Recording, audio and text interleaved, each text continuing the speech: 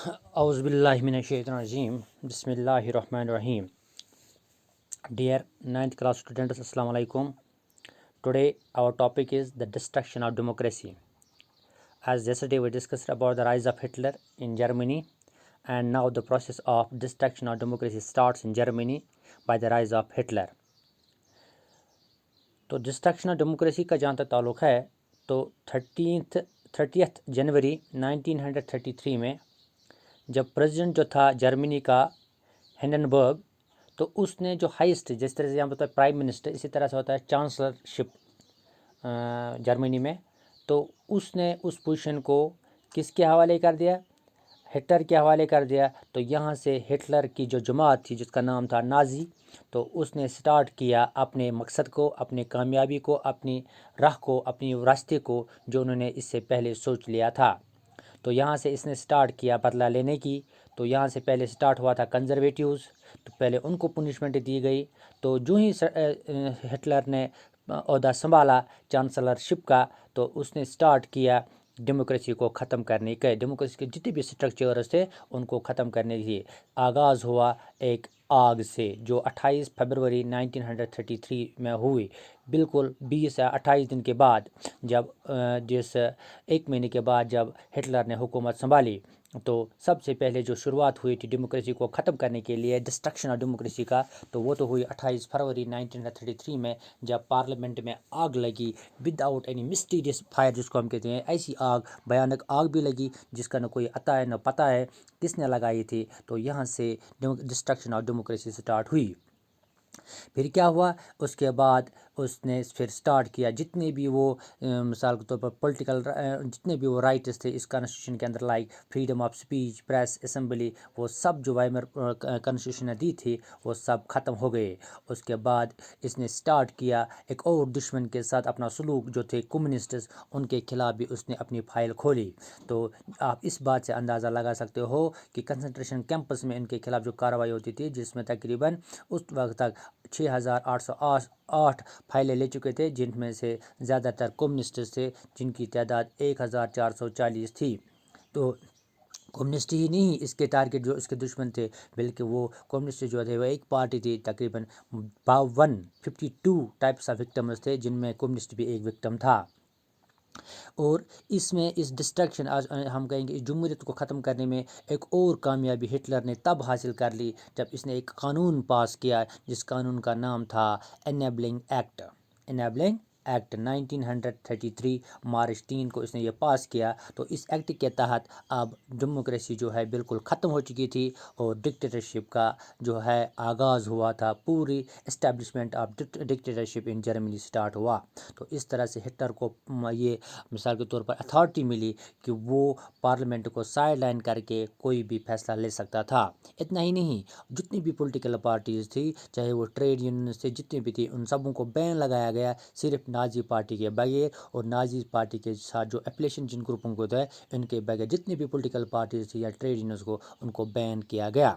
इसके अलावा स्टेट में जो है कंप्लीट कंट्रोल इस पे, इस मिसाल के तौर पर जो नाजीज़ थे इनका कंप्लीट कंट्रोल रहा इकॉनमी पे, मीडिया पे, आर्मी पे, जुडिशरी पे। इतना ही नहीं, इसने अपनी पार्टी के जो हिटलर के खिलाफ कोई भी किस्म की है, तो उसको बचा के अपनी इस पार्टी का आगे बढ़ाने के लिए, तो डेमोक्रेसी को पूरा ख़त्म करने के लिए जो फोर्स वहाँ पे थे, जो पहले जो वहाँ पे फोर्स थे, जो बिल्कुल किस में ग्रीन यूनिफॉर्म में थे, तो उसने एक और नए फोर्सों का आगाज़ किया जिसका नाम है SA, द स्टॉर्म ट्रूपर्स। और इसके अलावा SS, प्रोटेक्शन स्क्वाड्स। इसके अलावा एक और SD, यानी criminal police security devices, security services. तो ये जो थी, इसने एक्स्ट्रा पावर मतलब फोर्सेस तैयार किया, जिनका काम था नाजीज़म के खिलाफ जो भी बात करे, जो इस पॉलिसी, इस पार्टी, इस स्ट्रक्चर के खिलाफ बोले, तो उनके खिलाफ कार्रवाई करना विदाउट एनी, यानी कि illegally, without any having any legal authority. इस लीगल अथॉरिटी के बगैर, लीगल प्रोसीजर्स के बगैर इनको सीधा लिया जाता था, डिपोर्टेड एट विल। जितनी भी मर्जी थी, जिसको चाहे मर्जी थी, इनको अपने जेल में रख सकते थे विदाउट एनी लीगल प्रोसीजर्स। तो इस तरह से जो पुलिस था, इसने वहाँ पे जो ये रूल था हिटलर का, वो और भी बढ़ता गया। तो यहाँ से आप बिल्कुल आपने देखा कि कैसे डेमोक्रेसी को पूरी तरह से ख़त्म किया गया जब हिटलर जर्मनी में, जब हिटलर का पावर जर्मनी में आया। تو اس طرح سے اس کو کہتے ہیں کہ ڈسٹرکشن آف ڈیموکریسی جو ہوئی کہاں پہ، ہٹلر کے آنے کے بعد جرمنی میں۔ اس کے بعد ہے ایک اور پوائنٹ جو اس کی رائز آف ہٹلر میں آتا ہے، that is reconstruction. Reconstruction of what? یہاں پہ ریکنسٹرکشن، چونکہ جرمنی جو تھی جب ورلڈ وار فرسٹ میں ہو، ورلڈ وار فرسٹ ہارنے کے بعد اس کی حالت جو تھی وہ اکنامکلی اتنی ویک تھی، اتنی ختم ہو چکی تھی، اس کو ریکنسٹرکٹ کرنے کے لیے ہٹلر نے اپنی اتھارٹی ایک انسان کو دیا جس کا نام تھا ہجل مار اسٹیاٹ۔ تو اس کے حساب سے اس نے کہا تھا کہ I will provide full production and full employment throughout area, کہ ہم اسٹیٹ فنڈنگ پروگرام اس نے شروع کیا تھا جس میں اس نے کہا تھا کہ ہم کیسے اپنی اکانومی کو آگے لے جائیں گے۔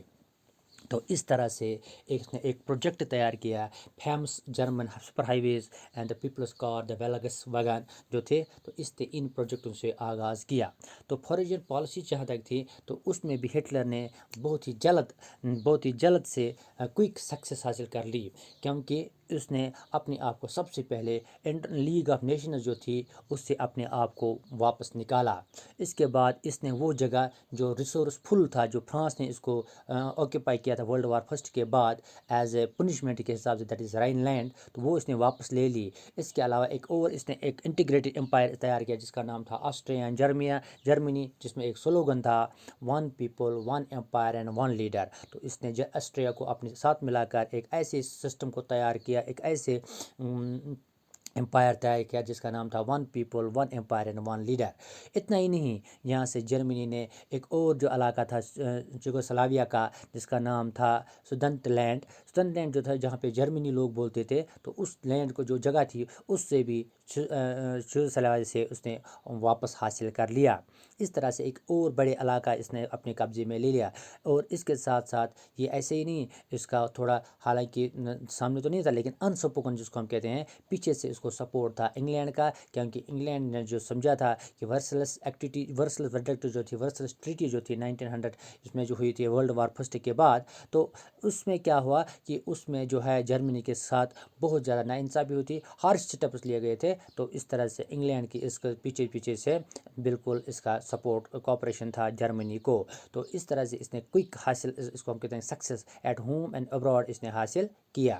تو اس طرح سے ہٹلر نے جو ہے، ہٹلر یہاں ہی نہیں رکا، اس نے اور بھی ایڈوائز کیا کہ ہم اپنے آرمامنٹس کو جتنی بھی ہے، جو بھی آرمی پاور ہے اس کو ہم انویسٹ کرتے جائیں گے، حالانکہ وہ ڈفشٹ بجٹ میں ہی فائنانس میں تھے۔ تو لیکن جرمنی کے لوگ جو ہٹلر نے اپنے آپ کو اس فائنینشیل کرنچ سے باہر رکھنے کے لیے، اس فائنینشیل کرنچ سے باہر نکلنے کے لیے اس نے ریکنسٹرکشن کے بجائے جنگ کو اہمیت دی۔ اس نے کہا کہ جنگ کے ذریعے ہم شاید اس اکنامک پرابلم سے باہر آ سکتے ہیں۔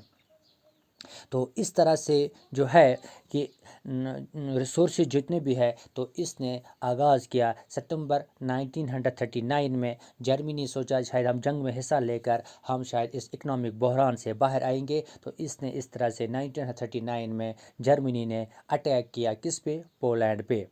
تو اور اس طرح سے ایک جنگ کا آغاز ہوا جس کو ہم نام دیا ہے ورلڈ وار سیکنڈ۔ تو اس طرح سے فرانس، انگلینڈ وہاں سے واپس ہو کر، تو یہاں سے جرمنی نے ایک ٹرائی پارٹیٹ پیکٹ جس کو ہم کہتے ہیں، جرمنی، اٹلی اینڈ جاپان ایک طرف سے، تو انہوں نے انٹرنیشنل پاورز یعنی کہ اپنے آپ کو کلیم کیا ہم انٹرنیشنل پاورز ہے۔ تو اس طرح سے جنگ چھڑ گئی، ایک طرف تھا جرمنی، اٹلی یا جاپان، اور اگر اپوزٹ جو تھے وہ تھے فرانس، انگلینڈ۔ اس طرح سے جو پیٹر جیمز جو تھی نازی جرمنی کا، تو اس طرح سے اس نے ایسٹرن پارٹ میں بہت جگہوں پہ اپنی حکومت جو ہے جمائی تھی۔ تو اس طرح سے 1940 میں، اینڈ آف دا 1940، 2 سال کے بعد تقریباً، تو ہٹلر نے کیا اپنے پاور کو اور بھی مضبوط کیا۔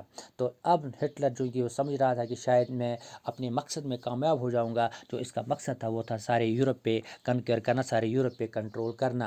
تو اس طرح سے کیوں سارے یورپ پہ کنٹرول کرنا؟ کیونکہ اس کے حساب سے اگر ہم سارے یورپ پہ کنٹرول کریں گے تو اس کے بعد جو ہے جرمنی والوں کو جو غذا کی کمی ہے یا رہنے کے لیے جگہ کی کمی ہے وہ شاید ہمیں پوری ہو جائے گی اگر ہم سارے یورپ کو کنٹرول کریں گے۔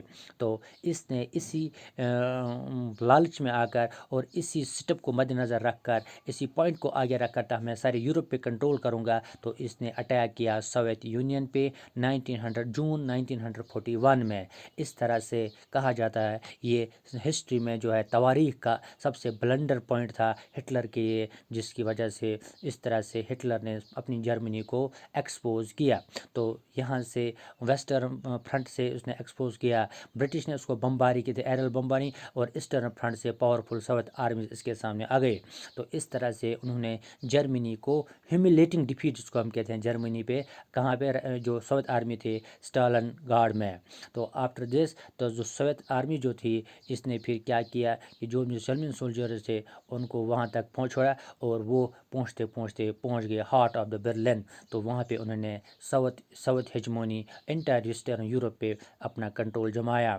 تو مین وائل جو یو ایس اے تھا، حالانکہ اس نے رجسٹ کیا تھا اپنے آپ کو کہ ہم جنگ میں انوالو نہیں ہوں گے، اپنے آپ کو اس ورلڈ وار سیکنڈ سے دور ہی رکھا تھا. تو کیونکہ ان کو پہلے سے ہی معلوم تھا جو اکنامک پرابلمس ہمیں پہلے ہوئی تھی آفٹر ورلڈ وار فرسٹ کے بعد، تو اس طرح سے جو ورلڈ وار فرسٹ میں جو ہمیں اکنامک پرابلمس ہوئی تھی اور بھی پرابلمس ہوئے تھے، تو وہ اس چیز کو مد نظر رکھ کر ورلڈ وار سیکنڈ میں حصہ لینا نہیں چاہتے تھے. لیکن کیا ہوا کہ وہ زیادہ دیر تک اس ورلڈ وار سے دور نہیں رہے، اس جنگ سے دور نہیں رہے، کیونکہ جو ہی انہوں نے دیکھا جاپان جو ہے وہ اپنے پاور کو بڑھا رہا ہے، اس نے فرنچ انڈو چائنا جو ہے وہاں پہ جو سسٹم تھا، انڈو چائنا ایریا جو تھا، اس نے وہ اس کو کنٹرول کیا ہوا تھا. اب وہ تیاری کر رہا ہے کہ وہ یو ایس نیول بیس پہ اٹیک کرے گا جو پیسفک میں ہے. تو جاپان کی اس چیز کو دیکھ کر ان کا کس کا سپورٹ تھا، اور جاپان نے جو سپورٹ دیا تھا وہ ہٹلر کو دیا تھا، اور وہ پلان کر رہے تھے کہ ہم یو ایس کے نیول بیس جو ہے پیرل ہاربر پر، تو اس پہ ہم انٹر ہو کر اس پہ بمباری کریں گے. اس چیز کو مد نظر رکھ کر یو ایس نے کیا کیا، یو ایس بھی انٹر ہو گیا ورلڈ وار سیکنڈ میں. لیکن یہ ورلڈ وار سیکنڈ 1945 میں اینڈ ہوا، مئی 1945، جب ہٹلر کی ڈیفیٹ ہوئی اور یو ایس نے ایک ایٹم بم چھوڑا جس کا نام ہے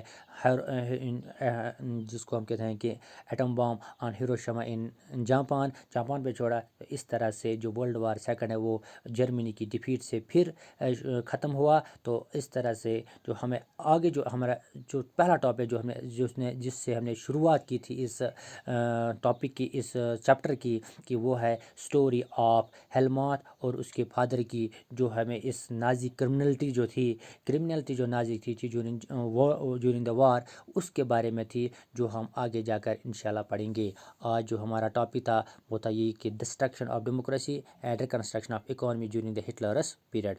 خدا حافظ.